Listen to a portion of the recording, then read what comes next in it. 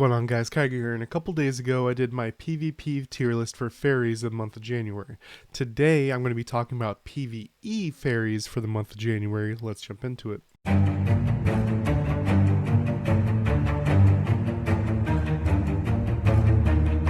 So above my list you see the tier list that I have for this month. We're going to start from the bottom and work our way up. So we're starting with Sunflower and Candok. Both of them are very, very underwhelming. Candok could easily be way higher if her heal functioned, kind of how it says in the game. If we take a look at her in the game, it says her heal 54% of attack plus a flat number to nearby enemies. That is nowhere near if we take a look at the C tier, the Red Flower Fairy, who heals 3.2% of max HP, and it really happens about every half second for over 5 seconds. And it doesn't care about your attack. So as you scale with HP, this scales higher, which is weird because the water should be scaling with HP, right? So this ends up actually healing 32% of max HP, whereas Candok doesn't care about your HP, only heals based off your attack, which your HP is 10x your attack, so doesn't really equate of what we're looking at. So we have in the C tier him for his self-heal and some of these game modes that you need to keep yourself healthy in, as well as Primrose, who is pretty low, but higher than something like Candok or Sunflower, just because she does do decent damage and does decrease incoming damage regardless if it's a player or a PVE monster. Then we go into the B tier, which we have Camellia, who does a pretty decent AoE damage spike, but it's lower than some of the other ones that we'll see as we talk about. Then we have Hydro as I call her, who does some AoE similar damage to that of Camellia, but also does a stun, which isn't going to matter for most PvE instances, and also increases your defense by 35%, which can be used very well by the right side sword skill, which converts defense into attack. So this can be a decent one for things like that. Then we talk about something I got a little kickback on for having Chestnut so low in the PvP, and that's because when she does her wave, it has a very long windup and very easy to avoid, where in PvE it's much, much, much easier to hit, but if you look, it only does a little bit more damage than something like Hydra and Camellia in the same tier. Then we go into the B tier, which we have one of our newer fairies, Mistletoe. And so Mistletoe heals you up, so does similar things that we were looking for with the other two healing fairies, but she just does 10% of damage dealt as healing. She also does the AoE damage, which if we scale down, she does more AoE damage than everyone in the B tier and lower, so she can't not be in the A tier. And it's a nice AoE, making it very powerful in things like Path of Fire Sword or Elemental Realm. She's just very, very solid.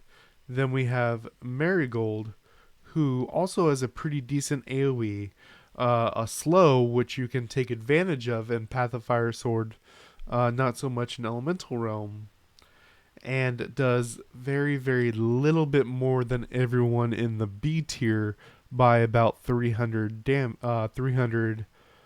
flat amount. Then we talk about someone whose base damage isn't an A tier, but her effect is definitely worthy of an A tier, and that's Bloomflower. So she throws her ability and then sucks everybody in, and then reduces their defense. So this is very, very powerful, and I use it on my free-to-play account right now to come in first place over people 300k above me in Elemental Realm on Wind, because it pulls all the things together and lets me AoE them down real nice and easy. Uh, and also very powerful in things like Path of Fire Sword on those hard. So every 5 stages you have a boss stage, and every 2 stages after that you have a mini boss stage. Generally with 2 or 3 or whatever it is as you scale up, mini bosses like Panada or what have you. And Balloon Flower is a pretty good fairy for things like that, because she pulls them all together and allows you to just chunk them down. I'm sure you've noticed in Path of Fire Sword, the first like 3 or 4 seconds after you click the summoning, you can just go hog wild and hit as hard as you want on these monsters, and that's where you see a bunch of your damage really go. Balloon Flower gives you another such window that you can really just go wild.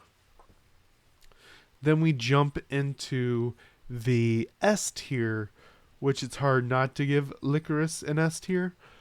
She does do the AoE stun, which some monsters do get stunned, generally not bosses, but if you her damage over the course of the skill is deserving of S class on its own. Then we have kind of a similar thing when we talk about Viola, where she does the knockdown and a slow from her side effect of Frost Flake Ice, but also just the pure damage she pumps out in an AoE is great for those Elemental Realms, Path of Fire Swords, also just her basic applying the Flake Ice, which also does innately more damage than most flower fairies with her basic attack, is worthy of talking about. Then we have Anathria. Anathria has become a cheat code in both PvP and PvE just because of her execute type ability on Time Sickle. And that's, if they're under 40% HP, do 80% more damage. And her damage is already just below a lot of these other new fairies as far as single target damage. And then when you add 80% more damage to it, she's above and away the highest damage fairy as far as single target is concerned. This also lets you in bosses such as Path of Fire Sword, when you're on the every 5 stages, Anathria is a must take, because she'll allow you to do a bunch of high damage and probably steal some wins you probably shouldn't have, as well as Elemental Realm during Fire Day, which of course you're going to want Anathria. Hook actually loses HP, and he has infinite health, so he'll never die, but you do get that extra damage from under 40% HP on Hook during Fire Day on Path of Fire on Elemental Realm. Also powerful and other PvE aspects such as Dragon or Black Dragon when that comes around. Last but not least, we talk about one which kind of got a shaft when we talked about the PvP ranking, and that's Twin Lotus. Now, she kind of got a shaft for the same reason she's probably the number 1 PvE fairy. And that's when we look at her skill, the 20% damage bonus, as you see from the skill, is all monsters. So she does not get that 20% damage boost in PvP. She does that innate damage from that first skill, as we see as we scroll down, does hit PvP. But that 20% damage bonus to all monsters, which is immune to slow for 6 seconds, that 20% over the course of time for 6 seconds is only applied in PvE. Also, as a reminder, you get that fairy bonus type bonus in PvE as well. 8%, then it scale 4%, 8%, 12% and scales up. of just flat percent damage is really, really powerful. But she is above and away probably the best uh, PVE fairy in the game. Only one in contention with her is Anathria for single target boss fights, but you kind of want to have both together to get that going on. Remember that 20% damage boost is in all aspects similar to Slaughter, so you can have interesting combos like Twin Fairy into Anathria. So Anathria gets that 80% damage boost if they're under 40% HP. You also have this additional 20% from Twin Lotus. Let me know in the comment section down below. Put PVE fairy space and what you liked or disliked about the video. Let me know if you think I got this right, if I got this wrong. Until next time, guys.